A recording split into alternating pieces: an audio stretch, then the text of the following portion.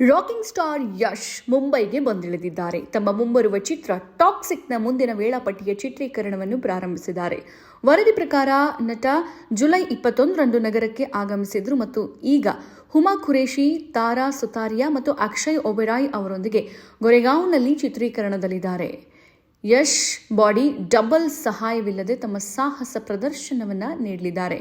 ಕಳೆದ ಸೋಮವಾರ ಗೊರೆಗಾಂವ್ನ ಫಿಲ್ಮ್ ಸಿಟಿಯಲ್ಲಿ ಹೊಸ ವೇಳಾಪಟ್ಟಿ ಪ್ರಾರಂಭ ಆಯಿತು.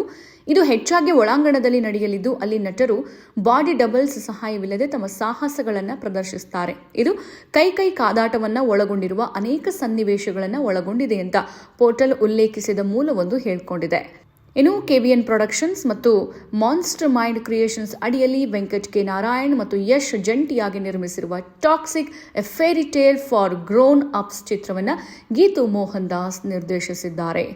ಯಶ್ ಇತ್ತೀಚೆಗೆ ತಮ್ಮ ಮುಂಬರುವ ಚಿತ್ರ ರಾಮಾಯಣದ ಚಿತ್ರೀಕರಣವನ್ನು ಮುಗಿಸಿದ್ರು. ನಿತೇಶ್ ತಿವಾರಿ ನಿರ್ದೇಶನದ ಈ ಚಿತ್ರ ಬಹಳಷ್ಟು ಕುತೂಹಲವನ್ನು ಮೂಡಿಸಿತ್ತು. ಅದೇ ರೀತಿ ರಣಬೀರ್ ಕಪೂರ್ ಮತ್ತು ಸಾಯಿ ಪಲ್ಲವಿ ಕೂಡ ನಟಿಸಿದ್ದಾರೆ. ಇದರಲ್ಲಿ ಯಶ್ ರಾವಣನ ಪಾತ್ರದಲ್ಲಿ ಕಾಣಿಸಿಕೊಂಡಿದ್ದಾರೆ. ಇನ್ನಷ್ಟು ಹೆಚ್ಚಿನ ಮಾಹಿತಿಗಾಗಿ ಫಾಲೋ ಮಾಡಿ ಬ್ರಿಗೇಡ್ ನ್ಯೂಸ್ ಕನ್ನಡ.